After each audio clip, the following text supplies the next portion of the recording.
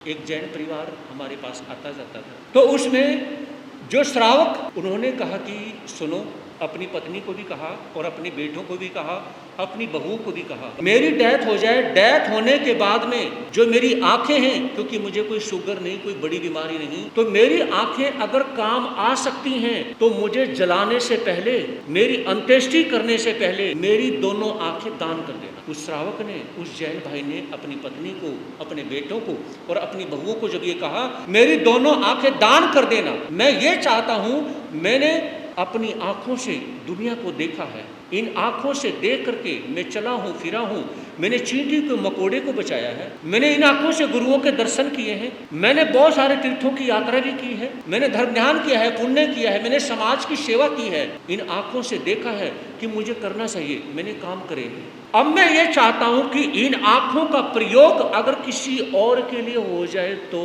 मेरी तो जिंदगी पूरी होने जा रही है ना, मेरी जिंदगी अब पूरी हो जाएगी, तो पूरी होने से पहले बस ये आंखें मैं दान में लिखवा देना चाहता हूँ। जैसे मेरी डेथ हो जाए, जलाने से पहले उसी समय मेरी आंखें बस किसी को चढ़वा देना, मुझे बहुत खुशी मिलेगी। क्या तुम ऐसा करोगे? पत्नी ने भी कहा जैसा आप चाहोगे वैसा ही होगा। सभी इमोशनल हो जाते हैं, आप मरने की बातें करते क्यों हो? पत्नी ने कहा कि मरने की बातें क्यों करते हो? समझो, तुम समझती क्यों नहीं, मरना मेरे हाथ में नहीं, जीना मेरे हाथ में नहीं। इसलिए जिंदगी जब तक है और छूटते ही मुझे पता है कि मैं आपसे पहले जाऊंगा। क्या कहा? मैं आपसे पहले जाऊंगा, आपको भी रहना है। तुम पागल तो नहीं हो गए हो? अपनी पत्नी को छोड़कर कैसे थोड़ी ना कोई जाता। अरे समझो। और उसमें क्या है, बस अब ज़्यादा टाइम नहीं, उनका कहना था, क्योंकि जिसने अपनी ज़िंदगी के अंदर धर्म ध्यान किया हो ना, वो अंतिम समय में भी कुछ कर जाता है। उनकी डेथ हो जाती है, लेकिन पति ने जो कहा था, पत्नी ने वैसा ही किया। अपने बेटे और बहुओं को कहा कि जो आंखें हैं, इन आंखों को किसी को दान देनी है। और देखिए उस जैन परिवार ने क्या किया, बड़ौत जो शामली में जो बड़ौत है, वहाँ पर एक युवक जो 25-30 साल का, वो देख नहीं सकता था। किस्मत देखिए, उस बुजुर्ग की आंखें उसको चढ़ गई। हाँ जी, ये आपको सच्ची घटना बता रहा हूँ मैं, कोई ये किताबों में ऐसी सुनी सुनाई घटना नहीं बता रहा हूँ, सच्ची घटना बता रहा हूँ। तो उस जैन परिवार की जो, यानी कि जो बुजुर्ग थे, उनकी जो डेथ हुई, वो उसकी आंखें एक जवान युवक की उस पर चढ़ती हैं। तो क्या हुआ, कुछ समय निकल जाता है। एक रोज याद आती है कि मेरे पति की आंखें एक युवक को चढ़ी थी, उसका एड्रेस और सब कुछ मेरे पास लिखा है। पत्नी जब विचार करती है, अपने 2 बेटे और बहुओं को कहा,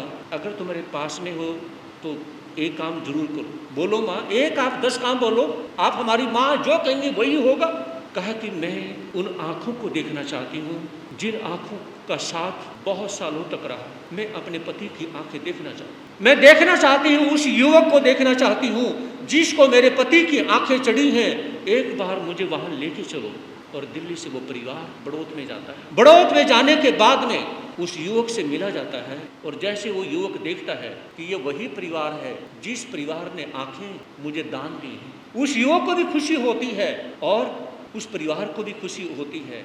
अब वो जो बुजुर्ग माता थी, वो देखती है और उसके सिर पे हाथ रखती है, आशीर्वाद देती हैं। और युवक भी क्या है, उस माता के चरणों पे हाथ लगाता है, आशीर्वाद लेता है। तो वो माता कहने लगी, बेटा, मेरे पति की आंखें आपको चढ़ी हैं, मुझे कुछ नहीं चाहिए, बस एक बात मैं कहना चाहती हूँ। बेटा, मेरे पति ने बहुत धर्म ध्यान किया, पूरी जिंदगी कभी उसने पाप करके नहीं देखा, कभी उसने किसी के साथ बुरा करके नहीं देखा, अपनी जिंदगी में कभी किसी के साथ में गलत बोलना क्या, कभी लड़ना क्या, झगड़ना क्या, निंदा चुगली क्या, कुछ करके नहीं देखा। बेटा, ये सब कुछ आप भी कर, मुझे और कुछ नहीं, सिर्फ आपसे मुझे एक उम्मीद है।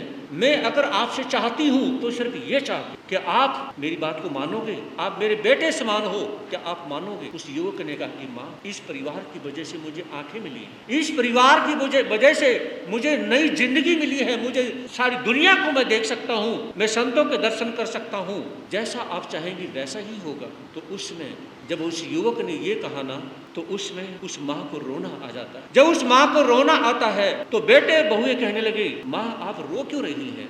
इसमें रोना किसको नहीं आ सकता। जब इस लड़के ने यह प्रोमिस किया है, इसने कसम खाई है कि मैं जिंदगी भर मैं धर्म ध्यान करूंगा, तो क्या मुझे खुशी नहीं होगी?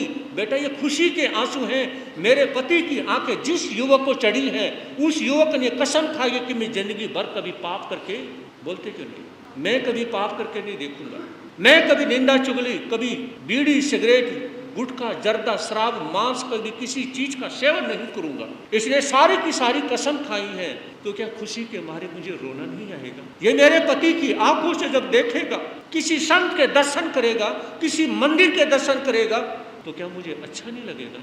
ये कहना था। जिसको आंखें चढ़ी हुई थी वो भी रोने लग जाता है। और जो युवक जब अपनी माँ की बातें सुनते हैं, वो युवक भी और उनकी वाइफ भी सभी रोने लग जाते हैं। आज एक अजब नजारा हम देख रहे हैं।